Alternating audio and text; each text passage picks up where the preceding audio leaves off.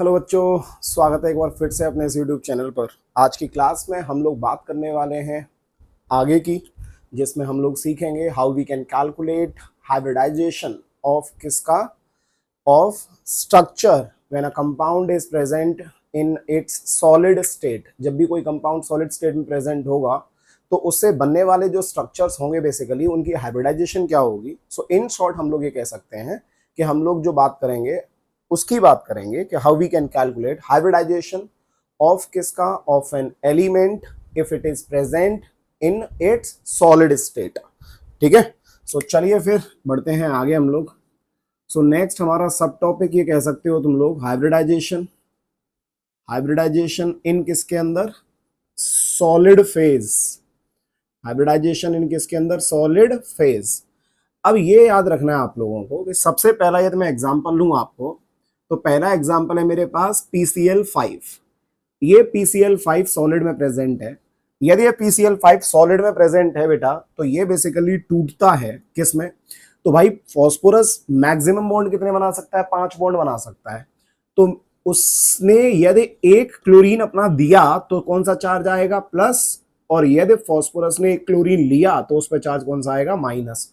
तो बेसिकली आज के बाद कोई बोलेगा कि PCl5 गैस, तो PCl5 गैसियस फेज में जो है मेरे पास, उसका कोई हमसे हाइब्रिडाइजेशन पूछेगा तो तुम्हें कुछ करना ही नहीं है। ये तो क्या हो गया? TBP हो गया, sp3d। कब? जब ये गैसियस फेज में है। जब ये सॉलिड फेज में होगा तो सॉलिड फेज में ये basically PCl4 plus plus PCl6 minus में टूटता है। ये इसका कटायनिक पार्ट है। और ये जो दूसरा है मेरे पास, इसको हम लोग बोलते हैं अनायनिक पार्ट। तो वो आपसे क्वेश्चन में पूछ सकता है कि बताइए हाइब्रिडाइजेशन ऑफ किसका कटायनिक पार्ट ऑफ किसका? PCl5 solid. तो आपको बताना पड़ेगा कि उसका हाइब्रिडाइजेशन sp3 होगा। क्या होगा? जल्दी बोलो फटाफट से। sp3। 4 बॉन्ड बन रहे हैं ना भाई, तो sp3 होगा। 6 वाले का हाइब्रिडाइजेशन sp3d2 हो जाएगा। क्या हो जाएगा? sp3d2 हो जाएगा। ठीक। सिमिलरली PCl5 के बाद में PF5। PF5 जो होता है बच्चा पार्टी, ये याद रखना है आप लोगों को कि ये सॉलिड में भी एग्जिस्ट कर सकता है, ये लिक्विड में भी एग्जिस्ट कर सकता है, और ये गैसियस फेज में भी एग्जिस्ट कर सकता है। और इन सारे फेजेस में इसका हमेशा हाइब्रिडाइजेशन sp3d ही होगा, जो कि कैसा होगा बच्चा पार्टी? TBP geometry. कैसा होगा? TBP geometry. क्लियर है? तो इसमें कोई चेंज देखने को नहीं मिलता। सिमिलरली PCl5 हो गया, PCl5 गैसियस भी हो गया। अगला मैं बात करूं PI5 सॉलिड की, तो बेटा यहां पे PI5 सॉलिड जो होता है ये टूटता है बेसिकली PI4 प्लस में प्लस I माइनस में टूटता है। PI5 सॉलिड जो है वो PI4 प्लस में और I माइनस में टूटता है। बड़े ध्यान से सुनना, होता क्या है, ये जो PI5 है इसके अंदर आयोडीन जो है, वो आयोडीन का साइज कैसा हो गया? बड़ा हो गया विद रेस्पेक्ट टू फ्लोरीन और क्लोरीन। तो आयोडीन का साइज मेरे पास बड़ा है। यदि हम लोगों ने इसको गैसियस फेज में रखा तो गैसियस फेज में TBP ज्योमेट्री कैसा आता है बेटा? 3 कहां रहेंगे? एक प्लेन पे, और एक कहां जाएगा? अबव द प्लेन, और एक कहां जाएगा? Below the plane. तो जब हम लोग इस आयोडीन की बात करेंगे तो इस आयोडीन पे, सारे के सारे आयोडीन पे इन शॉर्ट कितने कितने लोन पेयर है? 3 लोन पेयर प्रेजेंट होंगे।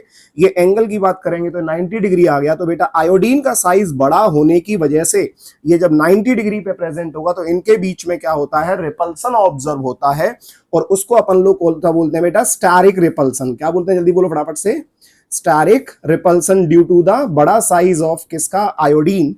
तो ये बड़ा साइज ऑफ आयोडीन में स्टैरिक रिपल्सन होगा। तो बेटा यहां से हमको ये समझ में आता है कि PI5 गैसियस फेज की बात करेंगे तो ये एग्जिस्ट नहीं करता है, ये एग्जिस्ट नहीं करता है। लेकिन PI5 सॉलिड की बात करेंगे तो ये एग्जिस्ट करता है। कैसे? PI4 plus plus I minus के अंदर। क्लियर है? सिमिलरली अगला यदि हम लोग बात करें कि सर मान लो मेरे पास PBr5 सॉलिड आ गया, तो PBr5 सॉलिड आ गया तो बेटा ये भी कैसे टूटेगा मेरे पास? ये PBr4 प्लस बनाएगा, साथ में Br माइनस बनाएगा। अब यहां पे भी रीजन क्या देंगे? यहां पे भी रीजन मेरे पास यही है कि यहां पे PBr6 माइनस क्यों नहीं बना? क्योंकि स्टैरिक रिपल्सन हुआ। यहाँ ब्रोमीन जो है उसका भी साइज कैसा है मेरे पास? बड़ा है। तो वहां पे 6 साइड से नहीं जुड़ सकता ना भाई। जब वो 5 साइड से नहीं जुड़ रहा है तो 6 साइड से कैसे जुड़ना है? कैसे जुड़ेगा, वहां पे स्टेरिक रिपल्सन और ज्यादा ऑब्जर्व होगा। तो यहाँ पे ये बंदा Br माइनस में ही टूटता है, ये PBr6 नहीं बनाएगा। समझ में आया? तो 6 में कौन टूटेगा? सिर्फ Cl टूटेगा। सिर्फ कौन टूटेगा? जल्दी बोलो फटाफट से। Cl सॉलिड वाला जो होगा ये बस टूटेगा, बाकी कोई भी 6 नहीं बनाएगा। सो ये हो गया हमारे पास फॉस्फोरस से रिलेटेड सारे एग्जांपल। क्लियर है सबको? चलो आगे बढ़ते हैं। अब हम लोग चलते हैं अपने नेक्स्ट एग्जांपल के साथ। फॉस्फोरस की कहानी खत्म। अगला आता है मान लो नाइट्रोजन। कौन सा आएगा? जल्दी बोलो फटाफट से। नाइट्रोजन। अब नाइट्रोजन के अंदर आपको कैसे देखना है कि मान लो मेरे पास N2O4 सॉलिड दे रखा है। क्या दे रखा है? अगला एग्जांपल N2O4 सॉलिड, ये सॉलिड फेज में है। अगला है N2O5, ये भी सॉलिड में दे रखा है। अब ये कैसे टूटेंगे? तो बेटा N2O4 सॉलिड की बात करेंगे तो ये बनाता है NO3 माइनस, ये भी बनाता है NO3 माइनस। यदि NO3 माइनस इसमें से निकला तो क्या बचेगा? NO plus. और यहां पे जो मेरे पास निकला तो ये क्या बनाएगा? NO2 plus. तो ये होते हैं मेरे पास कटायनिक और अनायनिक पार्ट किसके? Of solid. किसका स्ट्रक्चर? N2O4 and N2O5। तो क्वेश्चन आपका यही आएगा कि इनमें से किसी की भी आपसे क्या पूछा जाएगा? हाइब्रिडाइजेशन पूछा जाएगा कि इनकी हाइब्रिडाइजेशन क्या होगी। तो साफ साफ क्वेश्चन में दे रखा होगा कि कोई भी मेरे पास मॉलिक्यूल है वो सॉलिड फेज में है, तो बताइए इसके कटायनिक पार्ट या फिर अनायनिक पार्ट की हाइब्रिडाइजेशन क्या होगी। क्लियर है सबको? ऐसे ही अगला एग्जाम्पल लू तो Cl2O6 आ गया मेरे पास। ये Cl2O6 सॉलिड जो होगा बेटा, ये ClO4 क्या बनाएगा? माइनस बनाएगा। ये ClO4 माइनस बनाएगा तो ये ClO2 क्या बना देगा मेरे पास? ये प्लस बना देगा। बात समझ में आ गया? नेक्स्ट ICl6 मेरे पास आ गया। ये ICl6 सॉलिड है। ये ICl6 जो है मेरे पास, ये लिक्विड मान लो, तो ये बेसिकली किस में टूटेगा? तो ये मेरे पास बनाएगा बेटा ICl5 प्लस बना देगा, प्लस क्या बना देगा? Cl माइनस बना देगा। क्या बना देगा? ICl5 प्लस क्या बना देगा? Cl माइनस बना देगा। क्लियर है? ऐसे ही अगला एग्जांपल आ गया मेरे पास, कौन सा? XeF6। तो XeF6 जो होगा बेटा, तो XeF6 कौन सा है? ये भी सॉलिड है। ये सॉलिड है तो ये कैसे बनेगा मेरे पास? जल्दी बोलो फटाफट से। तो यहां से आ जाएगा ये XeF5 कौन सा? प्लस, प्लस साथ में क्या आ जाएगा? F माइनस आ जाएगा। XeF5 क्या आ जाएगा मेरे पास? प्लस आ जाएगा, साथ में क्या आ जाएगा? F माइनस आ जाएगा। तो ये क्या है? ये सॉलिड में, ये किस में है? ये लिक्विड में है। ये किस में है? ये भी सॉलिड में है। क्लियर हुआ सब लोगों को? अगला एग्जांपल बात करेंगे कि मान लो जैसे क्या आ गया बच्चा पार्टी? I2 आ गया, है ना? क्या आ गया मेरे पास? I2 आ गया। तो ये I2 जो होगा मेरे पास, ये I2 मेरे पास लिक्विड में ले रखा है, तो यहाँ पे ये मेरे पास क्या आ जाएगा? I3 प्लस आ जाएगा, प्लस I3 क्या आ जाएगा मेरे पास? माइनस आ जाएगा। समझ में आ रहा है? करो जल्दी से फटाफट, देखो इसको।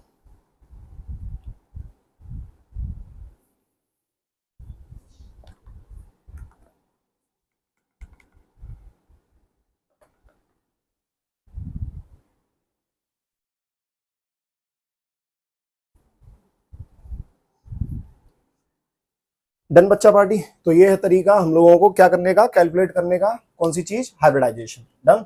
सो ये N2O4 का हो गया, ये N2O5 का हो गया, ये Cl2O6 का हो गया, जिससे ये बना। ये एक सेकेंड, ये I2Cl6 है, और I2Cl6 से ये बेसिकली ICl4 बनेगा।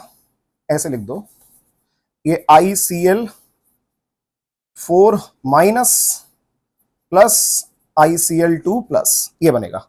ठीक है? ये हो गया XeF6, XeF5 plus plus F minus, और वो I2 लिक्विड, ये I3 plus plus I3 minus. तो ये हो गए हाइब्रिडाइजेशन, हम लोग निकाल सकते हैं। अब जैसे किसी ने हमसे क्वेश्चन बोल दिया, क्वेश्चन क्या है? क्वेश्चन है calculate hybridization, calculate hybridization of किसका? ऑफ किसका? कटायनिक पार्ट ऑफ किसका बेटा? N2O5 solid, N2O5 solid. अब इसमें क्या करें? तो कटायनिक पार्ट कौन सा है मेरे पास? NO2 प्लस है, ये NO2 प्लस है। अब यहाँ पे ये N आ गया, ये मेरे पास डबल बॉन्ड आ गया, ये मेरे पास कोऑर्डिनेट बॉन्ड आ गया। यहाँ पे कौन सा है मेरे पास? एक लोन पेयर है। समझ में आ रहा है कि नहीं आ रहा? ये क्या आ गया मेरे पास? एक लोन पेयर आ गया। अब ये मेरे पास लोन पेयर आ गया, तो इसमें देखना है कि हाइब्रिडाइजेशन कितना आएगा मेरे पास। तो बच्चा पार्टी, ये बेसिकली ऑड इलेक्ट्रॉनिक स्पीसीज हो गया। कौन सा हो गया? ये ऑड इलेक्ट्रॉनिक स्पीसीज। अब यदि यहाँ से ये लोन पेयर हटा दिया तो कौन सा चार्ज आ जाएगा इसके ऊपर? पॉजिटिव चार्ज आ जाएगा ये। तो यहाँ से हाइब्रिडाइजेशन क्या देख लेंगे अपन लोग। यहाँ पे क्या आया मेरे पास? ये कोऑर्डिनेट बॉन्ड है। ये क्या आ गया मेरे पास? ये डबल बॉन्ड है। तो इसमें कौन सा बॉन्ड आएगा मेरे पास? ये सिग्मा बॉन्ड। इसमें कौन सा बॉन्ड होगा, जल्दी बोलो फटाफट से, ये sigma bond. But odd electronic species का हाइब्रिडाइजेशन कैसे निकालते हैं ये मैं आप लोगों को भी बताता हूं। तो पहले आप लोग इसको ऐसे समझोगे, NO2 प्लस का जो मेरे पास हाइब्रिडाइजेशन आएगा वो सिंपली किस पे डिपेंड करेगा, इसके सिग्मा बॉन्ड पे, और इस पे डिपेंड करेगा। तो इसके हिसाब से अपन लोग क्या बोल देंगे, 1 और 2, तो ये क्या हो जाएगा, sp हो जाएगा। क्या हो जाएगा, ये sp हो जाएगा। NO3 माइनस की बात करें, यदि एनाइनिक पार्ट की पूछेगा तो क्या बोलते हैं अपन लोग, N डबल बॉन्ड O आ गया, यहाँ पे कोऑर्डिनेट बॉन्ड आ गया, यहाँ पे O आ गया, ये सिंगल बॉन्ड हो गया। तो 2 2 4 और ये 5, तो हाइब्रिडाइजेशन क्या बोलेंगे, 1 2 3, इसका क्या हो जाएगा, sp2 हो जाएगा। समझ में आया। ऐसे ही ClO4 माइनस की हाइब्रिडाइजेशन की बात करेंगे तो ClO4 माइनस कैसा हो जाएगा मेरे पास, ये Cl कितने बॉन्ड बना सकता है, 7 बॉन्ड बना सकता है। तो ये O माइनस बना, तो ये डबल बॉन्ड हो गया, ये डबल बॉन्ड हो गया, ये भी डबल बॉन्ड हो गया। तो यहाँ पे हाइब्रिडाइजेशन क्या आ जाएगा मेरे पास, 1 2 3 4, तो इसका हो जाएगा sp3। तो इस तरीके से क्या कर सकते हैं हम लोग, इनको कैलकुलेट कर सकते हैं, इनके हाइब्रिडाइजेशन, जब ये किस में प्रेजेंट होंगे, सॉलिड फेज में प्रेजेंट होंगे। डन, चलो मिटा देते हैं इसको। अब हाइब्रिडाइजेशन में अगला चीज क्या होगा बेटा, अब हमें निकालना है हाइब्रिडाइजेशन ऑफ किसका, ऑड इलेक्ट्रॉनिक स्पीसीज। क्या निकालना है, हाइब्रिडाइजेशन ऑफ किसका, ऑड इलेक्ट्रॉनिक स्पीसीज। ध्यान दो। So next is hybridization of किसका, odd electronic species, hybridization of odd electronic species. अब ऑड इलेक्ट्रॉनिक स्पीसीज में आप लोगों को समझ में आना चाहिए क्या, जैसे मान लो मेरे पास क्या है, ये NO2 है, क्या है मेरे पास, ये NO2 है, ध्यान देना। अब ये NO2 जो है मेरे पास, इसका स्ट्रक्चर बनाएंगे तो N डबल बॉन्ड O आ गया, यहाँ पे क्या आ गया, कोऑर्डिनेट बॉन्ड O, ये क्या आ गया इस पे, ये ऑड इलेक्ट्रॉन दिख रहा होगा सबको, एक इलेक्ट्रॉन है, तो मेरे पास ये कैसा हो गया, ऑड इलेक्ट्रॉनिक स्पीसीज। ऐसे ही ClO3 की बात करेंगे तो ये डबल बॉन्ड O आ गया, ये डबल बॉन्ड O आ गया, ये डबल बॉन्ड आ गया, तो इस पे भी क्या होगा, एक ऑड इलेक्ट्रॉन प्रेजेंट होगा। क्लियर है सबको। ऐसे ही CF3 की बात करेंगे अपन लोग, तो ये फ्लोरीन लगा दिया मैंने यहाँ पे, ये फ्लोरीन लगा दिया, ये फ्लोरीन लगा दिया, तो यहाँ पे भी एक ऑड इलेक्ट्रॉनिक स्पीसीज होगा। ऐसे ही CH3 की बात कर दूं तो CH3 जो होगा, ये मेरे पास H आ गया, ये मेरे पास H आ गया, ये मेरे पास H आ गया, और यहाँ पे क्या है, ये भी मेरे पास एक ऑड इलेक्ट्रॉनिक आ गया। बेटा आपको जब भी हाइब्रिडाइजेशन निकालनी होगी ऑड इलेक्ट्रॉनिक स्पीसीज की, आपको जस्ट ये देखना है कि सेंट्रल एटम से जो जुड़ा हुआ एटम है, सेंट्रल एटम से जो जुड़ा हुआ एटम है, सेंट्रल एटम से जो अटैच्ड एटम है, उसकी यदि इलेक्ट्रोनेगेटिविटी, सराउंडिंग एटम लिख देता हूं है ना, सराउंडिंग एटम की यदि इलेक्ट्रोनेगेटिविटी कैसी है, ग्रेटर देन है किससे, सेंट्रल एटम की इलेक्ट्रोनेगेटिविटी से।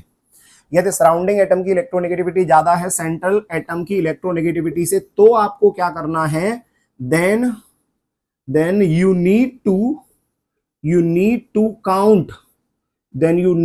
Count that unpaired electron in किसके अंदर, बॉन्डिंग, अनपेयर्ड इलेक्ट्रॉन इन किसके अंदर, बॉन्डिंग। आपको वो बॉन्डिंग में पार्टिसिपेट करना पड़ेगा। और यदि सराउंडिंग एटम की इलेक्ट्रोनेगेटिविटी कैसी है, कम है विद रेस्पेक्ट टू किससे, सेंट्रल एटम से, तो आपको ये ऑड इलेक्ट्रॉन काउंट करने की जरूरत नहीं है। अब आप खुद सोचो, ये ऑक्सीजन की इलेक्ट्रोनेगेटिविटी नाइट्रोजन से कैसी है, ज्यादा है, तो ये काउंट करना पड़ेगा। तो इसीलिए मैंने बोला था कि अभी मैं आपको बताऊंगा। तो 1 2 3 इसका हाइब्रिडाइजेशन sp2 आ जाएगा। क्या आ जाएगा, sp2, मतलब इसको as a lone pair count करना है जो अनपेयर्ड इलेक्ट्रॉन होगा। ये ClO3 की बात करेंगे तो इसकी इलेक्ट्रोनेगेटिविटी ज्यादा है, तो 1 2 3 4, तो इसका हाइब्रिडाइजेशन sp3 हो जाएगा। CF3 की बात करेंगे तो फ्लोरीन ज्यादा इलेक्ट्रोनेगेटिव है, तो 1 2 3 और ये 4, इसका भी हाइब्रिडाइजेशन sp3 हो जाएगा। लेकिन इसकी बात करेंगे तो हाइड्रोजन की इलेक्ट्रोनेगेटिविटी जो है वो कैसी है, 2.1, और कार्बन की इलेक्ट्रोनेगेटिविटी इससे ज्यादा है, इसकी कम है, तो बेटा ये इलेक्ट्रॉन पार्टिसिपेट नहीं करेगा। तो ये CH3 जो फ्री रेडिकल हो गया, CH3 फ्री रेडिकल जो हो गया मेरे पास, ये बेटा इसकी हाइब्रिडाइजेशन आती है sp2, मतलब ये इलेक्ट्रॉन जो होगा ये प्योर एटॉमिक ऑर्बिटल में प्रेजेंट है, और ये जो होंगे ये किसमें प्रेजेंट है, ये हाइब्रिड ऑर्बिटल में प्रेजेंट है। तो इनका जो अनपेयर्ड इलेक्ट्रॉन है किसमें प्रेजेंट है, हाइब्रिड ऑर्बिटल में प्रेजेंट है। इसीलिए हम लोगों ने क्या किया, उसको बॉन्डिंग में पार्टिसिपेट कराया है, उसको काउंट किया है। ये प्योर एटॉमिक ऑर्बिटल में प्रेजेंट है, तो इसको हम लोगों ने बॉन्डिंग में काउंट नहीं किया है, pure atomic orbital. Done. So ये हमारे पास कुछ एग्जांपल हो गए किसके, hybridization of odd electronic species. तो हम लोगों ने बेसिकली हाइब्रिडाइजेशन का जो कॉन्सेप्ट है वो काफी अच्छे से समझ लिया है, और हमने सीख लिया है कि ऑड इलेक्ट्रॉन में हाइब्रिडाइजेशन किस तरीके से कैलकुलेट करेंगे। और यदि कोई भी कंपाउंड मेरे पास सॉलिड स्टेट में प्रेजेंट है, तो उस कंडीशन में भी हम लोग हाइब्रिडाइजेशन कैसे निकाल सकते हैं, उसका कटायनिक पार्ट और उसके अनायनिक पार्ट का। बढ़े आगे, चलिए। अब बच्चा पार्टी, एक second,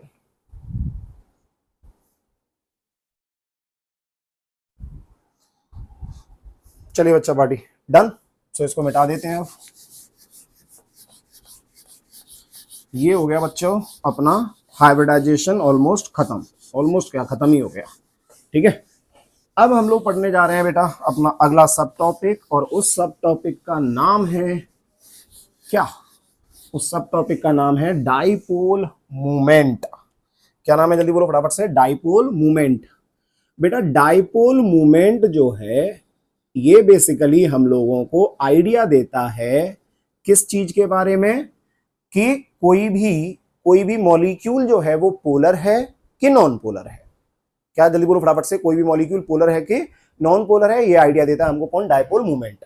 so it is represented by what? Mu. Mu से रिप्रेजेंट करते हैं। सो पहला चीज आता है कि म्यू होता क्या है। ये म्यू होता है बेसिकली क्यू इंटू डी के बराबर। किसके बराबर होता है? Mu is equals to Q into d के बराबर होता है। म्यू जो है यहाँ पे, इसको हम लोग बोल रहे हैं डाइपोल मूवमेंट। डाइपोल मूवमेंट, ये क्या है? Dipole movement. दूसरा चीज क्यू क्या है? क्यू है बेटा चार्ज। चार्ज ऑन किसके ऊपर? ईदर ऑफ किसका? कटाइन और अनाइन,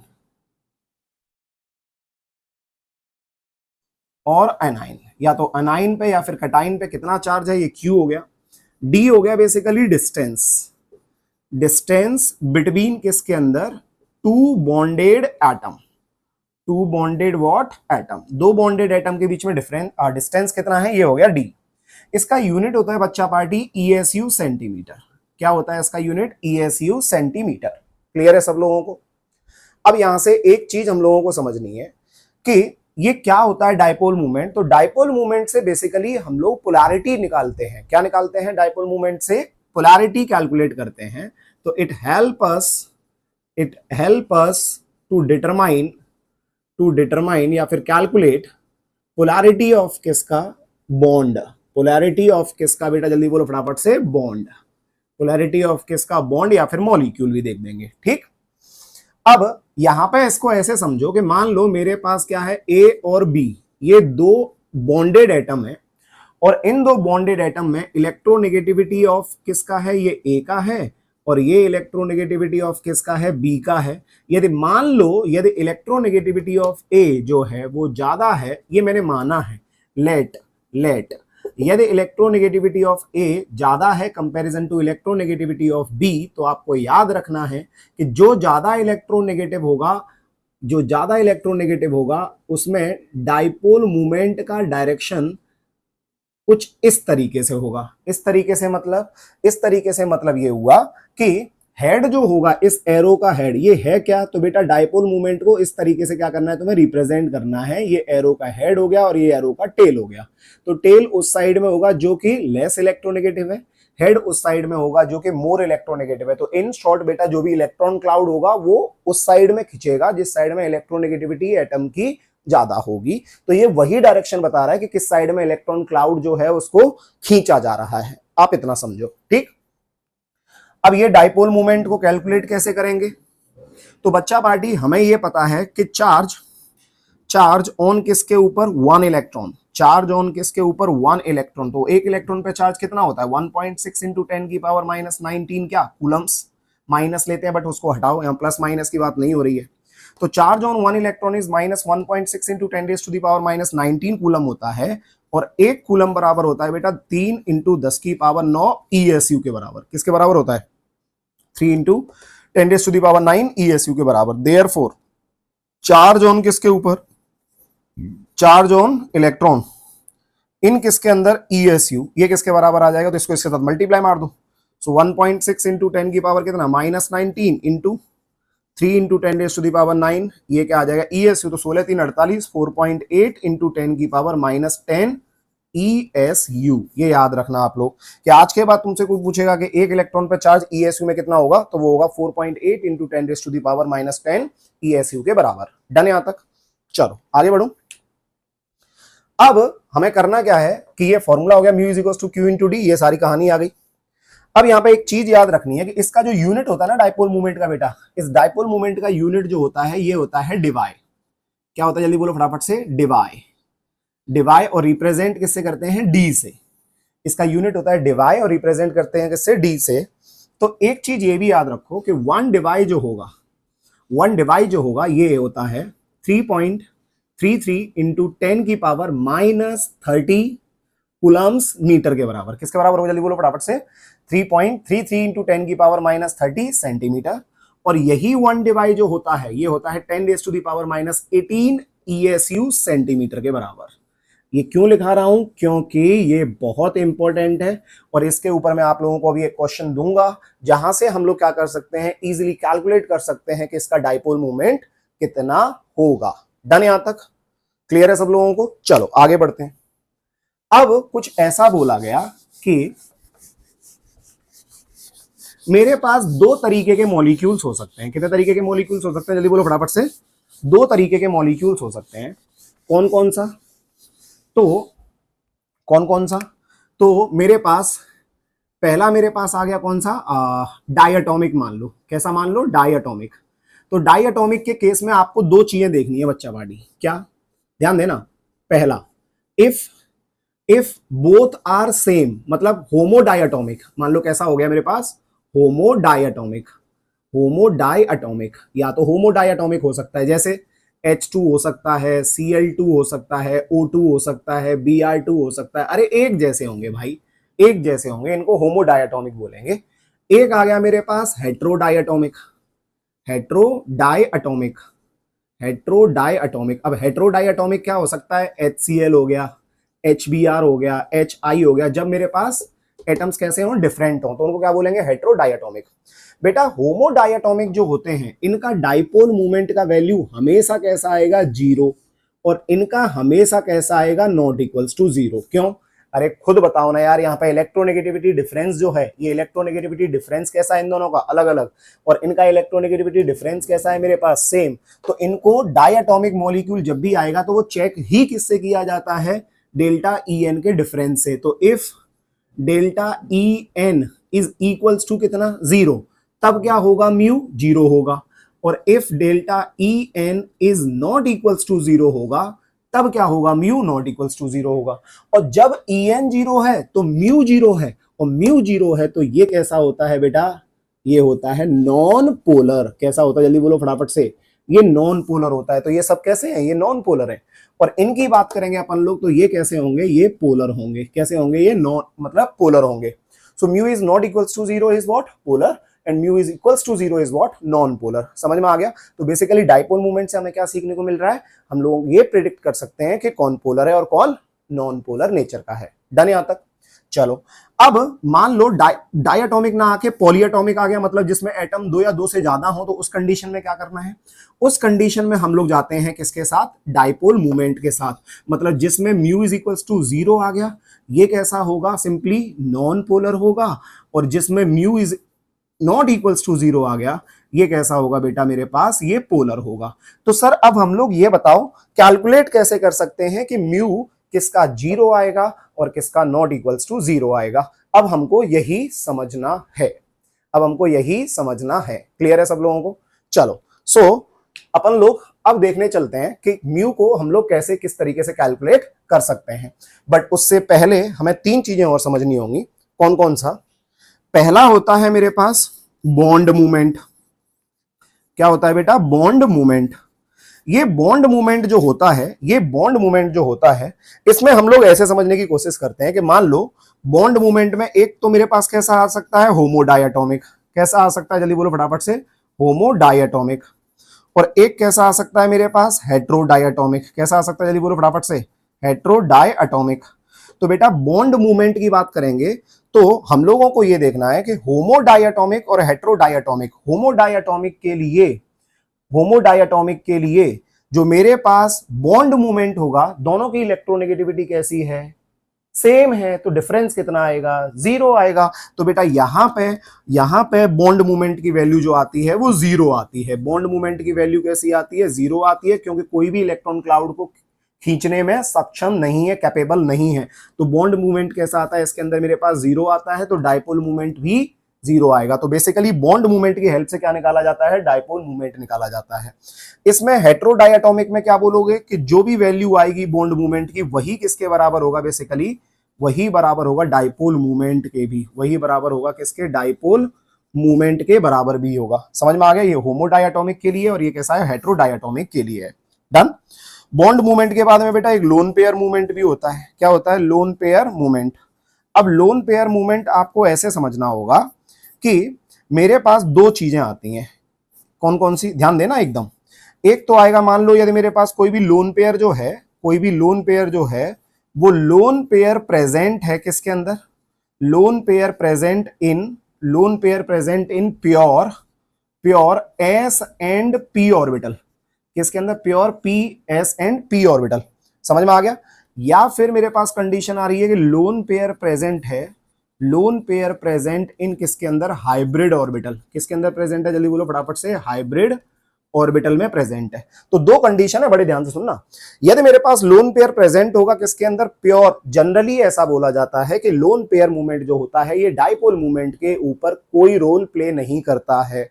ये जो लोन पेयर होता है ये डाइपोल मूवमेंट में कोई रोल प्ले नहीं करता है। बट यदि लोन पेयर प्रेजेंट है किसी भी एटम के उसके प्योर एस और पी ऑर्बिटल में, एस और पी ऑर्बिटल में, तो बेटा उसका कोई भी इफेक्ट नहीं होगा, उसका कोई भी इफेक्ट नहीं होगा। रीजन? अरे एस कैसा है मेरे पास?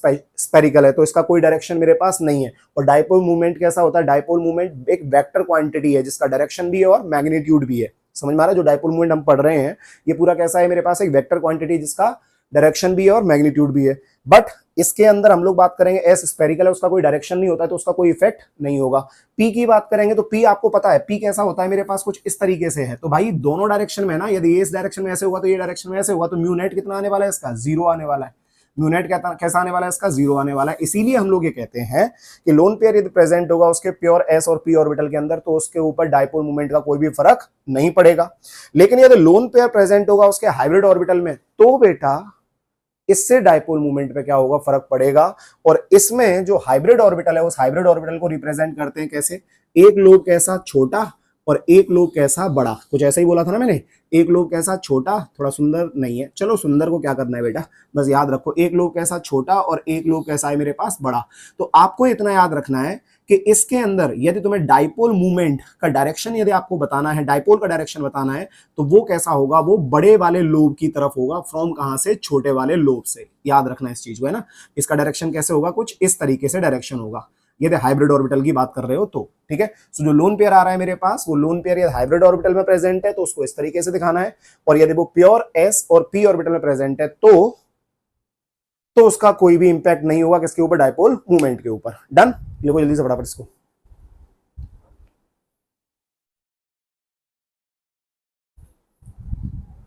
चलो डन बच्चा पार्टी। अब बढ़ते हैं आगे।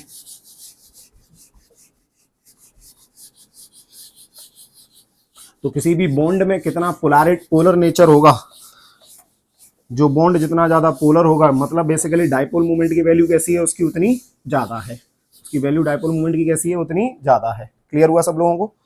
अब हम लोग बढ़ते हैं थोड़ा सा आगे कुछ एग्जाम्पल के साथ। जैसे मान लो एक एग्जाम्पल मेरे पास आया, और एग्जाम्पल है मेरे पास किस चीज का बेटा? NH3 और NF3 कंपेयर करना है। ध्यान देना, compare dipole movement, dipole movement in किसके अंदर? इन NH3 एंड NF3, इन दोनों में। अब ध्यान देना, NH3 को कैसे लिखेंगे अपन लोग? ये लोन पेयर आ गया, ये H, ये H, ये H। और NF3 को कैसे दिखेंगे? ये F, ये F, ये F। तो यहाँ पे एक लोन पेयर हो गया। अब आप खुद सोचो कि इसका जो डायरेक्शन होगा, जो लोन पेयर है मेरे पास, ये इसका डायरेक्शन कैसा आएगा डाइपोल का? ये ऐसा आएगा मेरे पास। समझ में आ गया? हाइड्रोजन और नाइट्रोजन में which one is more electronegative? This one is more electronegative, this one is more electronegative, this one is more electronegative. तो ये हो गया बेटा रिप्रेजेंटेशन। ठीक है, ये डाइपोल के साइन लगा दिए मैंने। NF3 की बात करेंगे तो F is more electronegative, F is more electronegative, F is more electronegative, and this is lone pair का डायरेक्शन कुछ ऐसे होगा। समझ में आ गया? अब एक दूसरे बार की तरफ होगा हमेशा, always always always lone pair का हमेशा ऐसा ही होगा, ऑलवेज। अब आप खुद सोचो, इनमें सारे के सारे जो वेक्टर के साइन है वो मेरे पास एक ही डायरेक्शन में, इसमें कैसे हैं? ऑपोजिट है। ऑपोजिट है तो इन दोनों में कंपेयर करेंगे तो इसमें क्या होगा? एडिशन होगा, और इसमें क्या होगा? इन सब का एडिशन, और उसमें से इसको घटाया जाएगा। तो ओवरऑल वैल्यू कैसा आएगा? इसका नेट डाइपोल का वैल्यू कम आएगा, इसका नेट डाइपोल का वैल्यू ज्यादा आएगा। तो क्या बोलोगे? म्यू ऑफ किसका?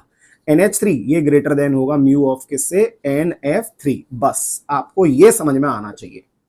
क्लियर हुआ? कितना होगा वो कैलकुलेट नहीं करना है आपको, तो जस्ट प्रेडिक्ट करना है कि किसमें ज्यादा किसमें कम, कंपेयर करना है। क्लियर हुआ सब लोगों को? ऐसे ही अगला एग्जांपल देखें। एग्जाम्पल आ गया H2O में और OF2 में। तो बेटा H2O की बात करेंगे तो ये O आ गया, ये H, ये H, एक लोन पेयर ऐसे, एक लोन पेयर ऐसे। OF2 की बात करोगे तो ये F ऐसे आ जाएगा, ये F ऐसे आ जाएगा, एक लोन पेयर ऐसे, एक लोन पेयर ऐसे। तो यानी H2O के अंदर हम लोगों ने क्या देखा, डायरेक्शन देखा बेटा। तो ये कुछ डायरेक्शन इस तरीके से आएगा डायपोल मूवमेंट का, ये डायरेक्शन कुछ ऐसे आएगा। इधर H है तो लेस इलेक्ट्रोनेगेटिव है, किससे, ऑक्सीजन से, तो सब एक ही डायरेक्शन में चले गए। लेकिन यहाँ पे फ्लोरीन ज्यादा इलेक्ट्रोनेगेटिव होगा तो इसका कुछ इस तरीके से आएगा, इसका कुछ ऐसे आएगा, लेकिन इसका ऐसे आएगा और इसका ऐसे आएगा। ध्यान देना सब लोग। अब बेटा हमें ये पता है कि इन दोनों का डायरेक्शन अलग है, इन दोनों का डायरेक्शन अलग है। म्यू नेट कैसा आएगा, कम आएगा। इसका म्यू नेट कैसा आएगा, ज्यादा आएगा, क्योंकि सारे के सारे जो वेक्टर है मेरे पास साइन है वो कैसे हैं, सब एक ही डायरेक्शन में है। तो यहाँ पे क्या बोल देंगे अपन लोग, H2O का म्यू, म्यू ऑफ किसका, H2O, this is greater than mu of किसका, OF2। याद रखना इस चीज को, समझ में आ गया सबको। This is the second example. Third example की बात करेंगे तो एक N2F2 ले सकते हैं। क्या ले सकते हैं, एक N2F2 ले सकते हैं।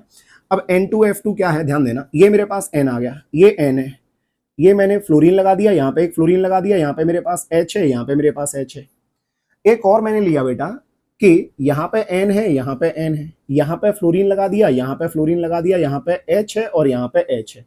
साफ साफ दिख रहा है कि यदि मेरे पास सेम टाइप के ये एटम्स ऑपोजिट में आ रहे हैं बेटा, तो ये कौन सा हो गया, ये ट्रांसफॉर्म हो गया इसका, किसका, N2H4 का, सॉरी N2F2 का। ये ट्रांसफॉर्म है और ये कौन सा होगा मेरे पास, ये सिस फॉर्म होगा। सिस कैसे, अरे सेम साइड में ना भाई, तो ये सिस हो गया, ये ऑपोजिट साइड में तो ये ट्रांस हो गया। तो बेटा फ्लोरीन और नाइट्रोजन में which one is more electronegative, बोलो बोलो, बिल्कुल सही है। तो फ्लोरीन ज्यादा इलेक्ट्रोनेगेटिव होगा तो इसका डायरेक्शन ऐसे होगा, इसका डायरेक्शन कैसे होगा, इसका ऐसे होगा।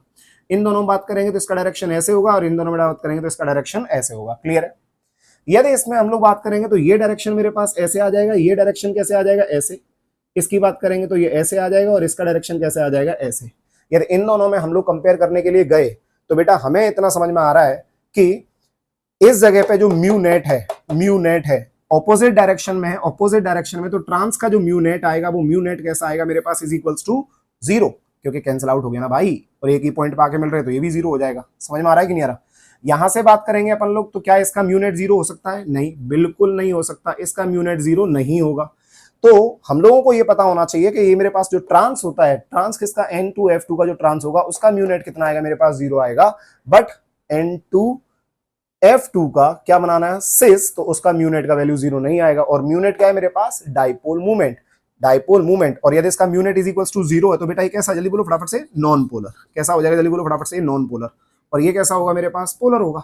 इस साइड से देखेंगे अपन लोग तो ये इन दोनों में कंपेयर किया है हम लोगों ने, क्या किया है इनमें, हम लोगों ने कंपेयर किया है। डन रे, समझ में आया इतना। तो इस तरीके से हम लोग क्या निकाल सकते हैं, इनका डाइपोल मूवमेंट की वैल्यू को कैलकुलेट कर सकते हैं कि किसका डाइपोल मूवमेंट की वैल्यू ज्यादा होगी, किसकी डाइपोल मूवमेंट की वैल्यू कम होगी। डन। चलो और एग्जांपल देख लेते हैं।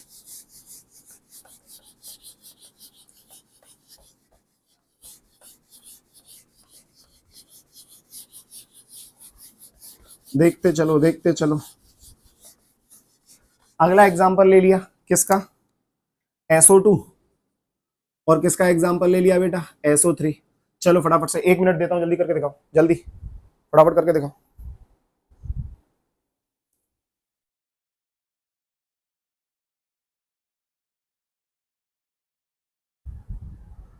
चलो हो गया।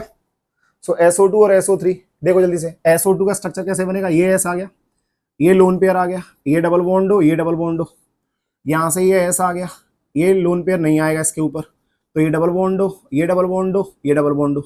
अब ध्यान देना, यहाँ पे SO2 की बात करेंगे तो SO2 के अंदर बेटा क्या देखने को मिल रहा है कि ये ऑक्सीजन ज्यादा इलेक्ट्रोनेगेटिव है तो इसका डायरेक्शन कुछ ऐसे होगा, इसका डायरेक्शन कुछ ऐसे होगा, लेकिन इसका डायरेक्शन हमेशा ऐसे ही होगा। सो यहाँ पे म्यू नेट का वैल्यू कुछ आया, मान लो कुछ आया, 0 नहीं होगा क्योंकि लोन पेयर है। लोन पेयर के केस में कभी भी 0 आ ही नहीं सकता, याद रखना इस चीज को। लोन पेयर के केस में कभी भी 0 नहीं आ सकता, हाँ बट कभी आ सकता है। तो कभी की बात मैं हटा देता हूं, हाँ आ सकता है, बट मोस्टली जो केसेस हैं, जनरली जो केसेस होते हैं जिसमें लोन पेयर आता है वो 0 नहीं होते हैं, इतना याद रखना, ठीक है। इसका बात करेंगे तो ये कितना आ गया मेरे पास, ये कुछ इस तरीके से आएगा। तो इसका म्यू नेट सब थीटा कितना है मेरे पास, 120 डिग्री है ना। सो म्यू नेट कैसे निकालते हैं अपन लोग, तो पता होगा ना, रूट ऑफ किसका, μ1 square plus μ2 square plus 2 times of μ1 μ2 cos theta. अरे याद है ना, याद है ना, वेक्टर, वेक्टर फिजिक्स में पढ़ा होगा ना भाई, ये ए और बी दो तरीके के मेरे पास वेक्टर हैं, तो समझ में आ रहा है कि नहीं आ रहा? ठीक है, तो ये इसका म्यूनेट कितना आ गया, ये म्यूनेट कितना होगा मेरे पास, 0 आएगा, लेकिन इसका म्यूनेट कैसा होगा, नॉट इक्वल्स टू 0। तो इन दोनों में हम लोग बता सकते हैं कि SO2 कैसा होगा मेरे पास, पोलर है नॉन पोलर, जल्दी बोलो। तो ये मेरे पास आ जाएगा बेटा पोलर, लेकिन ये बंदा कैसा होगा, नॉन पोलर। तो याद रखना कि SO3 जो होता है वो कैसा होता है, नॉन पोलर होता है। SO3 जो होता है वो कैसा होता है, नॉन पोलर होता है, लेकिन SO2 जो होता है वो कैसा होता है, पोलर होता है। डन यहां तक? ऐसे ही एग्जांपल ले लो, अगला एग्जांपल आ गया BeCl2। तो BeCl2 को कैसे बना सकते हैं, ऐसे, तो इसका डायरेक्शन कैसे आएगा, ऐसे, और इसका डायरेक्शन कैसे आएगा, ऐसे। तो mu net is equals to कितना आ गया, 0। 0 आ गया, तो ये भी कैसा हो जाएगा, नॉन पोलर। कैसा हो जाएगा, जल्दी बोलो फटाफट से, ये नॉन पोलर हो जाएगा। क्लियर है? तो ऐसे ही XeF2 आ गया, तो कौन आ गया, XeF2। तो XeF2 कैसे होगा, ये Xe है, ये फ्लोरीन है, ये फ्लोरीन है, इसका एक लोन पेयर, इसका एक लोन पेयर, इसका एक लोन पेयर, तीनों लोन पेयर कितने थीटा पे हैं, 120 डिग्री पे। तो इनकी वजह से कितना आएगा, अरे डायरेक्शन ऐसे, म्यूनेट इनकी वजह से 0। ऊपर देखेंगे तो ये, और नीचे देखेंगे तो ये, तो ऑपोजिट में ये दोनों कैंसिल आउट हो गए, और इसका ये कैंसिल आउट हो गया। तो ओवरऑल म्यूनेट कितना आ गया इसका, 0। पोलर है नॉन पोलर, तो बेटा ये होगा मेरे पास नॉन पोलर। तो मैंने अभी ये पॉइंट बोला था ना कि मोस्टली या जनरली लोन पेयर होते हैं तो वो कैसे होते हैं, पोलर होते हैं, बट ये कैसा आ रहा है, नॉन पोलर आ रहा है। तो आपको पता होना चाहिए कि उसका अरेंजमेंट क्या होगा। ठीक है, नेक्स्ट ऐसे ही और एग्जांपल देख लेते हैं।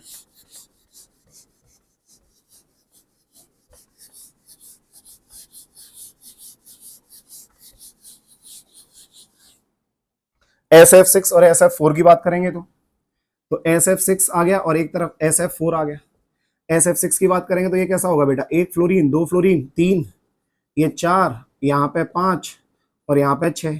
तो इसका म्यूनेट कैसा आएगा मेरे पास, is equals to 0। Is equals to 0 कैसे, अरे सब कैंसिल आउट हो जाएगा ना भाई, ये कैंसिल आउट हो जाएगा सब आपस में। तो कैंसिल आउट हो जाएगा तो म्यूनेट कितना आएगा, 0। लेकिन SF4 की बात करेंगे तो इस पे क्या आ गया, एक लोन पेयर, ये फ्लोरीन, ये फ्लोरीन, एक फ्लोरीनेरा, एक फ्लोरीनेरा, तो ये तो इसके साथ कैंसिल आउट हो गया, चलेगा।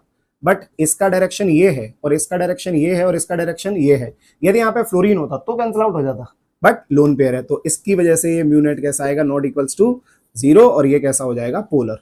तो हमें पता होना चाहिए कि SF4 जो होता है ये कैसा माना जाएगा, जल्दी बोलो फटाफट से, ये पोलर माना जाएगा। लेकिन जो SF6 होगा ये कैसा होगा मेरे पास, ये होगा मेरे पास नॉन पोलर।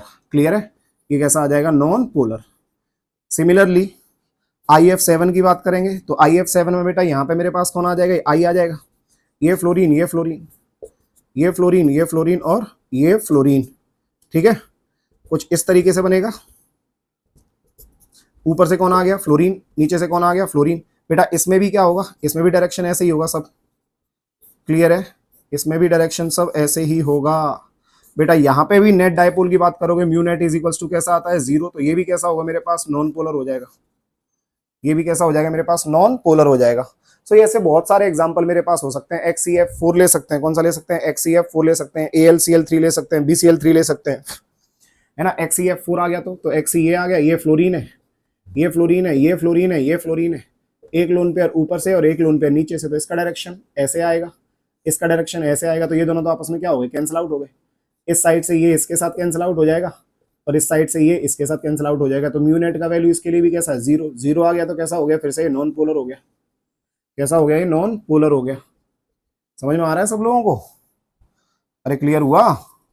H2O का हम लोग देख चुके हैं, H2S का हम लोग देख चुके हैं, SiF4 आ गया या CH4 आ गया। तो ये CH4 आ गया मेरे पास। नेट डाइपोल, म्यू नेट का वैल्यू कितना आएगा, 0 आएगा। तो 0 आ गया तो बेटा कैसा हो गया, ये नॉन पोलर हो गया। कैसा हो गया, ये नॉन पोलर हो गया। SiH4 की बात करेंगे तो ये H आ गया, ये H, ये H, ये H, ये भी कैसा होगा, अरे यही ऐसा ही होगा। ये भी समझ में आ रहा है कि नहीं आ रहा? तो इसका भी कैसा आ जाएगा बेटा, नेट डाइपोल, म्यू नेट का वैल्यू इसका भी नॉट इक्वल्स टू 0, 0, 0। तो ये भी कैसा होगा मेरे पास, नॉन पोलर होगा। क्लियर है? तो ये कुछ मेरे पास एग्जाम्पल होते हैं, और एग्जाम्पल देख सकते हैं इसका। तो और एग्जाम्पल देख लो, IF5 ले लो, जो मन कर रहा है देखो ना यार, एग्जाम्पल खूब सारे एग्जाम्पल हैं।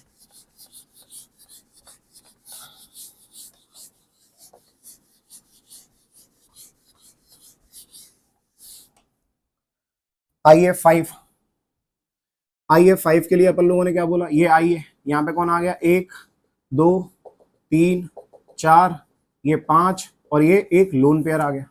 समझ में आ रहा है सब लोगों को? तो बेटा यहाँ पे भी क्या देखेंगे अपन लोग, म्यू नेट कैसा दिख रहा है, साफ साफ not equals to zero, not equals to zero, तो ये कैसा हो जाएगा मेरे पास, ये पोलर हो जाएगा। कैसा हो जाएगा, ये पोलर हो जाएगा। क्लियर है। XeF5 माइनस, इसका एग्जांपल की बात करेंगे तो ये XE आ गया, ये F, ये F, ये F, ये F और ये F, यहां से क्या आ गया, एक लोन पेयर, 1 2 3 4 5 6 7 और ये 8 माइनस है तो ये आ गया। तो बेटा इसमें डायरेक्शन कैसा आएगा, ऐसा, इसमें डायरेक्शन कैसा आएगा, ऐसा, इधर से डायरेक्शन ऐसा, इधर से डायरेक्शन ऐसा, इधर से ऐसा, इधर से ऐसा और इधर से ऐसा। तो इसका भी म्यू नेट कितना आएगा, इक्वल्स टू जीरो। ये भी जीरो आ गया तो ये भी कैसा होगा मेरे पास, नॉन पोलर हो जाएगा। ये भी कैसा हो जाएगा, नॉन पोलर। तो कुछ इस तरीके से हम लोग क्या कर सकते हैं, बता सकते हैं कि कौन पोलर होगा और कौन नॉन पोलर। एक एग्जांपल और देख लो, तो यहाँ पे बस याद आता जाए, करते जाओ, आप कोई दिक्कत नहीं आएगी। ये फ्लोरीन आ गया, ये फ्लोरीन आ गया, टी शेप बना दिया है ना, ये टी शेप आ गया ये। अब यहाँ पे अपन लोग देखेंगे तो इसके अंदर इसका डायरेक्शन कैसा आएगा, ये ऐसे आएगा, इसका डायरेक्शन कैसा आएगा, ऐसे आएगा, इसका डायरेक्शन ऐसे, इसका डायरेक्शन ऐसे और इसका डायरेक्शन ऐसे। तो ये दोनों तो आपस में कैंसिल आउट हो गए जो एक्सियल पे हैं, लेकिन इक्वेटोरियल पे जो है यहाँ पे दो लोन पेयर, यदि यहाँ पे लोन पेयर होता तो कैंसिल आउट होता, यहाँ पे दो बॉन्ड पेयर होते तो भी कैंसिल आउट होता, लेकिन यहाँ पे दो लोन पेयर एक बॉन्ड पेयर है तो म्यू नेट जीरो आ ही नहीं सकता। तो म्यू नेट का वैल्यू कैसा होगा, नॉट इक्वल्स टू जीरो। और यदि ये नॉट इक्वल्स टू जीरो है तो ये कैसा हो जाएगा मेरे पास, ये पोलर हो जाएगा। क्लियर है। सो इस तरीके से हम लोग क्या कर सकते हैं, इनको कैलकुलेट कर सकते हैं। समझे। चलो मिटा दूं इसको अभी, ठीक है। सो इसको मैं मिटा रहा हूं।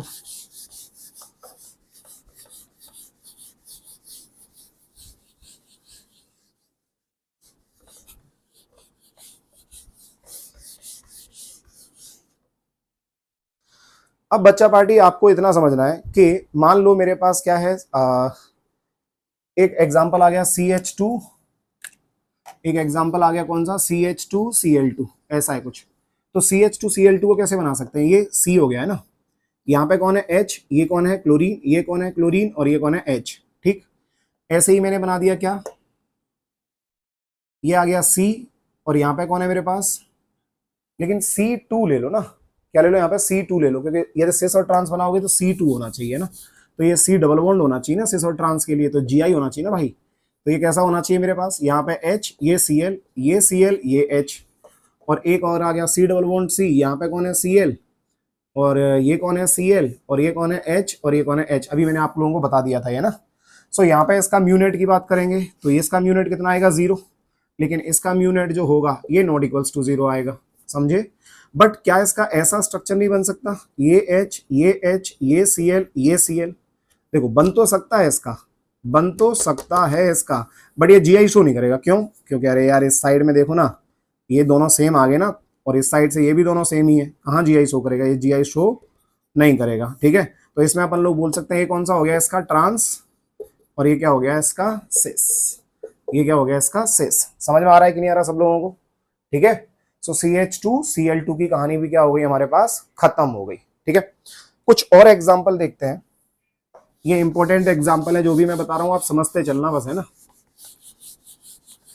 मान लो मेरे पास क्या है, एक बेंजीन रिंग है, ये आ गया बेंजीन रिंग, ये केस नंबर 1 है, ध्यान देना। ये केस नंबर कौन सा है, ये फर्स्ट केस है। ये एक बेंजीन रिंग है मेरे पास, ये double bond double bond double bond ऐसे बना रखा है। यहाँ पे मेरे पास कोई भी एक हेलोजन एटम है, इसको मैंने X से रिप्रेजेंट किया है और ये मेरे पास X हो गया। तो ये कौन सा पोजीशन हो गया बेटा, इसको अपन लोग बोलेंगे ऑर्थो सब्स्टिट्यूटेड क्या, हेलोजन। ठीक है, और यहाँ पे क्या आ गया, ये मैंने बना दिया एक बेंजीन रिंग, फिर से यहाँ पे X आ गया, यहाँ पे भी X है बेटा। If both atoms are same, मतलब X वाले जो हैं वो दोनों सेम है, if both atoms are same, दोनों सेम है, तब की बात कर रहा हूं मैं। ये X, तो ये कौन सा हो गया ऑर्थो के बाद में, ये मेटा हो गया।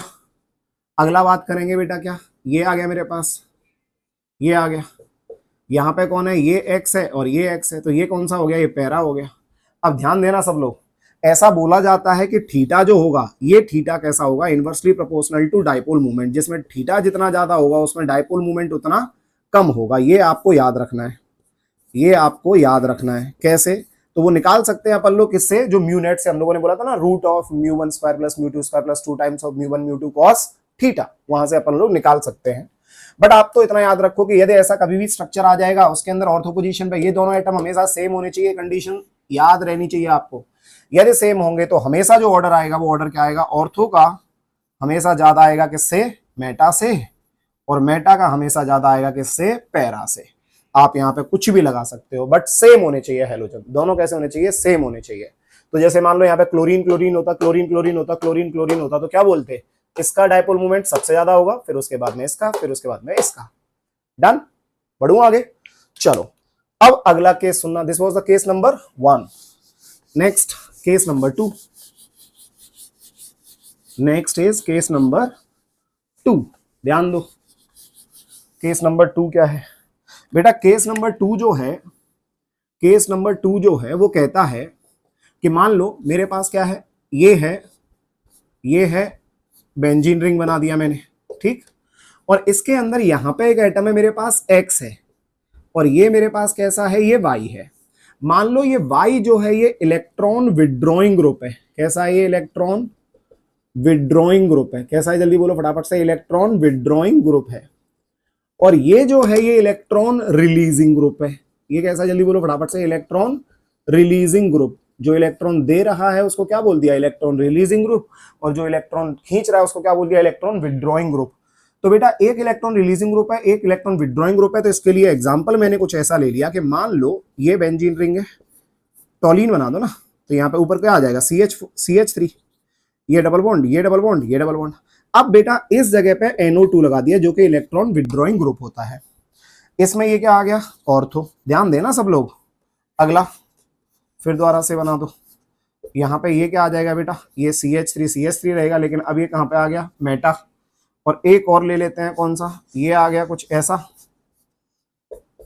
ये आ गया CH3 और ये आ गया NO2। ये कौन सा हो गया, ऑर्थो, मेटा और पैरा। अब याद रखना, ये ऑर्थो, ये मेटा और ये पैरा।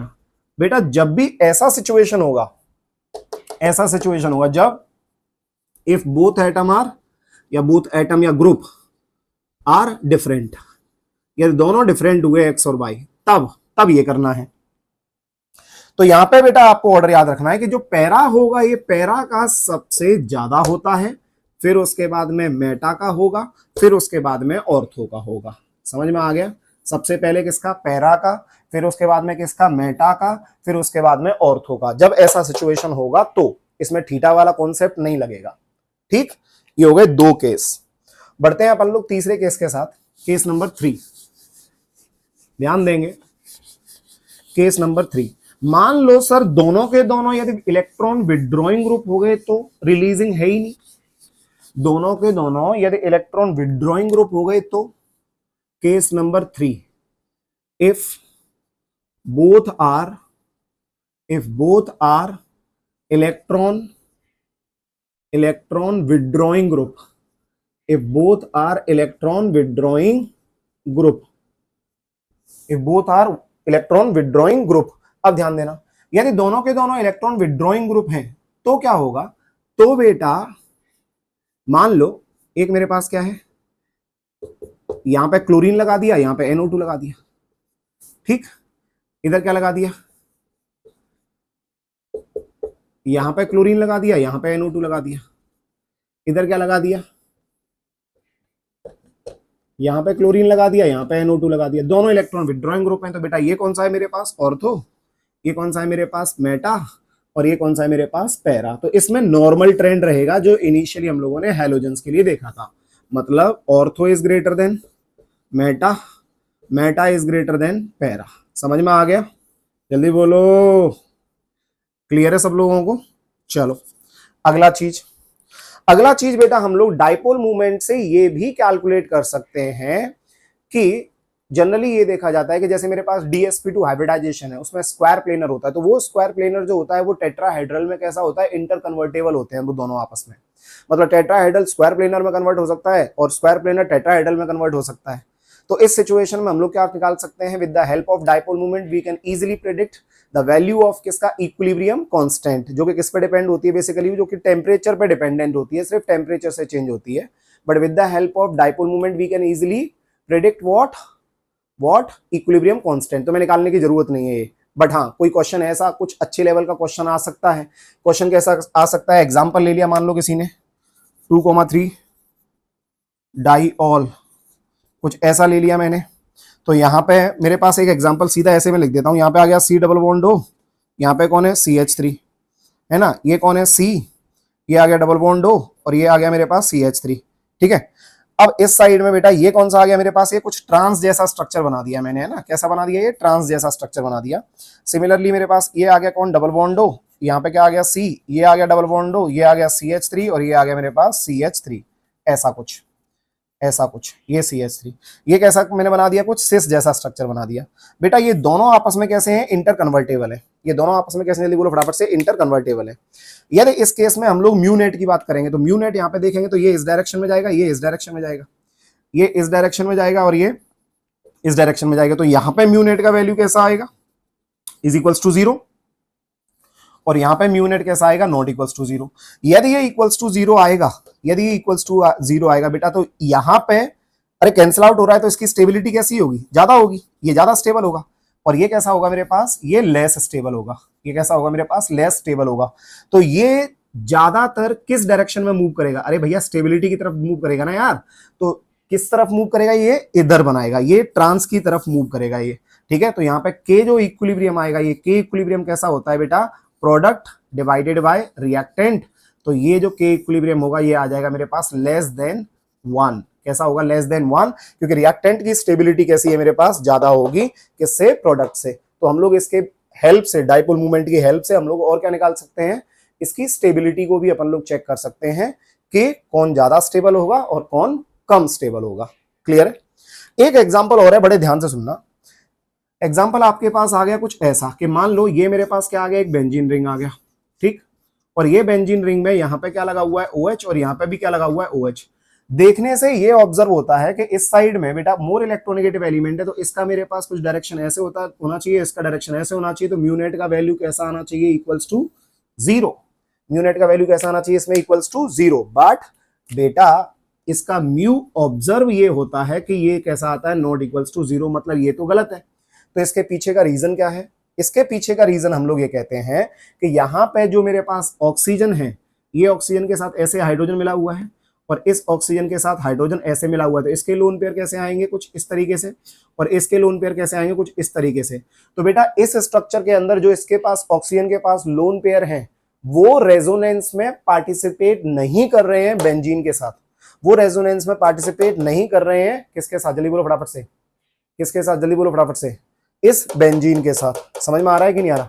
तो ये कैसे होंगे, ये अलग अलग प्लेन में होंगे, तो तुम लोग इसको कैंसिल आउट नहीं कर सकते हो, नहीं कर सकते हो। तो म्यू ऑब्जर्व कैसा आएगा मेरे पास, इज इक्वल्स टू 0 आएगा। यदि बॉन्डिंग में पार्टिसिपेट करते तो अपन लोग sp2 हाइब्रिडाइजेशन बोल देते, और वो कैसा हो जाता, प्लेनर हो जाता, प्लेनर हो जाता, तो नेट डाइपोल मूवमेंट कितना आ जाता मेरे पास, 0 आ जाता। समझ में आ गया। सो यहाँ से म्यू ऑब्जर्व कैसा होगा, नॉट इक्वल्स टू 0। तो इस एग्जाम्पल को अच्छी तरीके से याद रखना है। तो ये कुछ तरीके हैं जहां से अपन लोग क्या कर सकते हैं, कैलकुलेट कर सकते हैं कि किसका डाइपोल मूवमेंट ज्यादा होगा और किसका डाइपोल मूवमेंट कम होगा, या फिर कौन ज्यादा स्टेबल होगा और कौन कम स्टेबल होगा। सही है। नेक्स्ट और एग्जांपल बता सकते हो। सो काफी सारे एग्जांपल हैं, कुछ इस तरीके से हम लोग क्या कर सकते हैं बेटा, इनको सबको सॉल्व कर सकते हैं। अब इसमें एक चीज और बचती है बच्चा पार्टी, जो कि हम लोगों को आनी चाहिए, जिसका नाम है परसेंटेज ऑफ किसका, आयोनिक कैरेक्टर। परसेंटेज ऑफ किसका, आयोनिक कैरेक्टर। ठीक है। सो एक तो हम लोगों ने हेने एंड स्मिथ फॉर्मूला देखा था, जो कि किसके अंदर पढ़ा था हम लोगों ने, पीरियोडिक क्लासिफिकेशन ऑफ एलिमेंट्स में, एप्लीकेशन ऑफ किसका, इलेक्ट्रोनेगेटिविटी के अंदर, राइट। ऐसे ही यहाँ पे भी हम लोग क्या कर सकते हैं, हम लोग किसी भी कोवेलेंट बॉन्ड के अंदर परसेंटेज ऑफ आयोनिक कैरेक्टर निकाल सकते हैं कि उस कोवेलेंट बॉन्ड के अंदर परसेंटेज आयोनिक कैरेक्टर कितना होगा। सिंपल। ठीक है। सो परसेंटेज आयोनिक कैरेक्टर निकालने के लिए, परसेंटेज आयोनिक कैरेक्टर निकालने के लिए हमारे पास क्या फॉर्मूला होता है, mu observe upon mu calculated into कितना, 100। ये होता है परसेंटेज आयोनिक कैरेक्टर निकालने का फॉर्मूला। म्यू क्या है, डाइपोल मूवमेंट, है ना। तो म्यू कौन सा, ऑब्जर्व डिवाइडेड बाय म्यू कौन सा, कैलकुलेटेड इनटू कितना, 100। इस तरीके से हम लोग क्या कर सकते हैं, परसेंटेज आयोनिक कैरेक्टर कैलकुलेट कर सकते हैं। ठीक है। तो कुछ एक क्वेश्चन ले लेता हूं और उस क्वेश्चन की हेल्प से हम लोग निकाल सकते हैं कि परसेंटेज आयोनिक करेक्टर जो होगा वो कैसा होगा, राइट। तो एक क्वेश्चन है मेरे पास,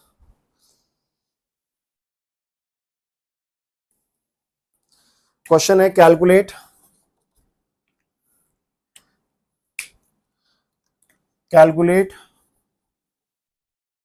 परसेंटेज ऑफ किसका आयोनिक करेक्टर,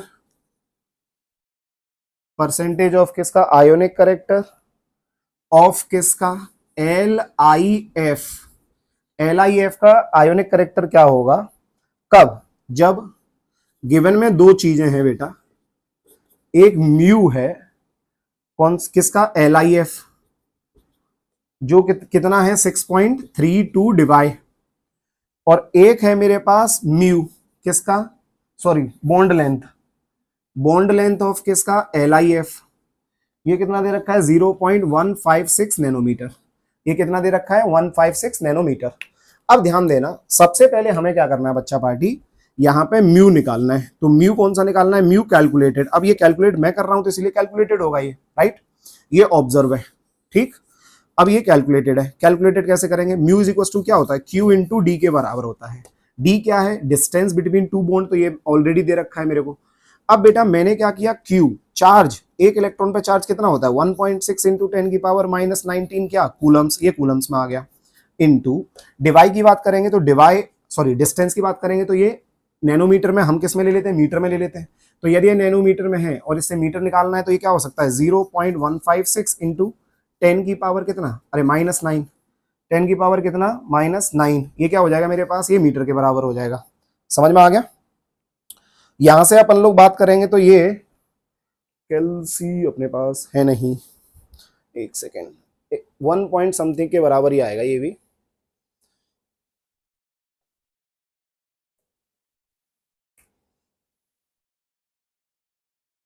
सो वैल्यू क्या है मेरे पास 1.6 इंटू 0.156 ये वैल्यू आ रही है बेटा 0.2496, कितनी आ रही है 0.2496 इंटू 10 की पावर कितना 19 और एक 20, कितना हो गया ये 28। समझ में आ रहा है कि नहीं आ रहा है, कितना हो गया मेरे पास 28 हो गया, क्लियर है। तो इसको अपन लोग कितना लिख सकते हैं बेटा 2.4 के अराउंड लिख सकता हूं इसको मैं, या 24 के अराउंड लिख सकता हूं। 2.4 लिखूंगा तो ये कितना हो जाएगा मेरे पास 29 हो जाएगा, सही है ना भाई, 19 और एक 20 28 और यहाँ पे इसको कितना लिख सकता हूँ 2.496 इंटू 10 की पावर कितना हो जाएगा मेरे पास, ये -29 हो जाएगा, -29 हो जाएगा, क्लियर है। अब इसका यूनिट क्या आएगा, इसका यूनिट आएगा कूलम मीटर, क्या आएगा इसका यूनिट कूलम मीटर। अब ये क्या दे रखा है, ये डिवाई में दे रखा है। अब डिवाई जो होता है ये किसके बराबर होता है बेटा, तो अपन लोग क्या कर सकते हैं 6.32 1 डिवाई इज इक्वल्स टू किसके बराबर होता है 3.33 इंटू 10 की पावर -30 क्या कूलम्स मीटर के बराबर होता है, समझे। दोनों का यूनिट तो सेम करना है। अब इसको यदि मैं कैलकुलेट करूं कितना 6.32 इंटू कितना 3.33 ये आ गया वैल्यू कितना 21.046 ये आ गया, समझ में आ गया। अब मैं क्या कर सकता हूं, इसका वैल्यू कितना है इंटू 10 की पावर कितना -30, सो इतना ना मान के 21 मान लेता हूं, तो 21 इंटू 10 की पावर कितना -30 डिवाइडेड बाय कितना आ जाएगा, ये यहां पे लिख लेता हूं, क्या मैं इसको 24 लिख सकता हूं, ठीक है, तो 24 लिख दूंगा तो ये भी कितना हो जाएगा मेरे पास 30 हो जाएगा। सो 24.96 इंटू 10 की पावर -30 इंटू कितना आ जाएगा मेरे पास 100, ये 30 से ये 30 कैंसिल आउट हो गया। सो 21 डिवाइडेड बाय कितना लिख रहा हूँ 21 डिवाइडेड बाय कितना लिख रहा हूँ 24.96 बेटा ये आ जाएगा 0.84 के करीब, और 0.84 को 100 के साथ मल्टीप्लाई करोगे तो 84.13 कुछ इस तरीके से इसका परसेंटेज आ रहा है। सो बेटा यहां से हम लोगों को यह पता लगा कि जो मेरे पास LIF होगा उसके अंदर जो बॉन्ड है, जो बॉन्ड प्रेजेंट है उसके अंदर परसेंटेज आयोनिक करेक्टर कितना होगा 84.13। तो इस तरीके से हम लोग क्या कर सकते हैं, इसको कैलकुलेट कर सकते हैं परसेंटेज ऑफ किसका, आयोनिक करेक्टर। क्लियर हुआ सब लोगों को? अरे जल्दी बोलो, कर सकते हो ऐसा? ठीक है, तो ये हो गया हमारे पास परसेंटेज ऑफ किसका, आयोनिक करेक्टर। डन। नेक्स्ट अगला है मेरे पास डाइपोल मूवमेंट जो होता है ना बेटा, ये इलेक्ट्रोनेगेटिविटी पे भी डिपेंड करेगा हेट्रोडाइएटॉमिक मॉलिक्यूल के अंदर। किसके अंदर? हेट्रोडाइएटॉमिक मॉलिक्यूल के अंदर। ठीक है, जैसे एक क्वेश्चन है मेरे पास, कौन सा, HF, HCl, HBr और HI, इसमें डाइपोल मूवमेंट क्या होगा? तो बेटा HF का ज्यादा होगा किससे, HCl, HCl का ज्यादा होगा किससे, HBr, HBr का ज्यादा होगा किससे, HI। तो तुम्हें ये देखना है कि जहां पे इलेक्ट्रोनेगेटिविटी का डिफरेंस, इलेक्ट्रोनेगेटिविटी का डिफरेंस जितना ज्यादा होगा उसका डाइपोल मूवमेंट भी उतना ज्यादा होगा। So delta EN is directly proportional to किससे, dipole movement. Delta EN is directly proportional to किससे, डाइपोल मूवमेंट। ये डाइपोल मूवमेंट के डायरेक्टली प्रोपोर्शनल होगा, राइट। सो कुछ मेरे पास दो एग्जांपल और हैं, बड़े ध्यान से सुनना। CH3, एक CH3Cl है, एक CH3F है, एक CH3Br है और एक CH3I है। ठीक है, एक और क्वेश्चन है, CH3Cl, एक CH2Cl2 और एक CHCl3 और एक CCl4। अब बेटा इन सब में यदि अपन लोग बात करें तो CH3Cl की बात करें तो CH3Cl कैसा बन सकता है, ये C है, ये H, ये H, ये H और ये Cl। यहां से CH3F है तो ये H, ये H, ये H और ये F। अब तुम खुद देखना कि इन दोनों में यदि हम लोग क्या कर रहे हैं, इन दोनों में यदि हम लोग निकालें क्या, इलेक्ट्रोनेगेटिविटी, तो एक काम करो, फ्लोरीन को यहाँ पे रख दो, है ना, थोड़ा इजी रहेगा समझने के लिए, और ये क्लोरीन को यहाँ पे रख दो, थोड़ा और इजी होगा समझने के लिए। ये H आ गया, इनके जो डायरेक्शन आएंगे वो कुछ ऐसा आएगा, डायरेक्शन इनका कुछ डायरेक्शन ऐसा आएगा, इसका डायरेक्शन ऐसा आएगा, इसका डायरेक्शन ऐसा आएगा, इसका डायरेक्शन ऐसे, इसका डायरेक्शन ऐसे और इसका डायरेक्शन ऐसे। तो बेटा इन दोनों में देखेंगे तो इसकी इलेक्ट्रोनेगेटिविटी ज्यादा है तो ये ज्यादा खींचेगा, ज्यादा खींचेगा, ये कम खींचेगा। इन दोनों में यदि अपन लोग कंपेयर करेंगे तो इसका नेट डाइपोल कैसा होगा, थोड़ा ज्यादा होगा कंपैरिजन टू इससे। ब्रोमीन आ गया मेरे पास, ब्रोमीन आ गया, ब्रोमीन आ गया। तो ब्रोमीन के केस में क्या होगा, जब बच्चा पार्टी जल्दी बोलो फटाफट से, तो ये मेरे पास Br है और ये कैसा है, I है। इनमें जो ऑर्डर आएगा मेरे पास वो ऑर्डर आना चाहिए CH3Cl का ज्यादा होता है किसके रेस्पेक्ट में, फ्लोरीन के रेस्पेक्ट में। इसका कैसा आता है, ज्यादा आता है CH3Br के, और CH3Br कैसा आएगा मेरे पास, ज्यादा आएगा I से। सिमिलरली ये वाला भी आ गया मेरे पास। अब क्या होगा, इसके अंदर एक क्लोरीन है, इसके अंदर कितने हैं, दो क्लोरीन है, इसके अंदर तीन क्लोरीन है, इसके अंदर चारों क्लोरीन है। तो नेट इसका तो कितना आने वाला है, 0 आएगा। म्यू नेट का वैल्यू कितना आएगा, 0। क्यों, अरे यार कुछ इस तरीके से हो जाएगा ना, तो ये ऐसे, ये ऐसे, ये ऐसे, ये ऐसे, समझ में आ रहा है कि नहीं आ रहा? तो नेट कितना आएगा इसका, 0। इन तीनों में कंपेयर करें तो कुछ इस तरीके से हम लोग निकाल सकते हैं। तो ये मेरे पास कुछ ऑर्डर आ रहा है किस चीज का बेटा, डाइपोल मूवमेंट का। सो बेटा इसी के साथ हमारा जो ये टॉपिक है, ये टॉपिक क्या हुआ, पूरा कंप्लीट हुआ किसका, डाइपोल मूवमेंट का। तो आप इसके ऊपर क्या करेंगे,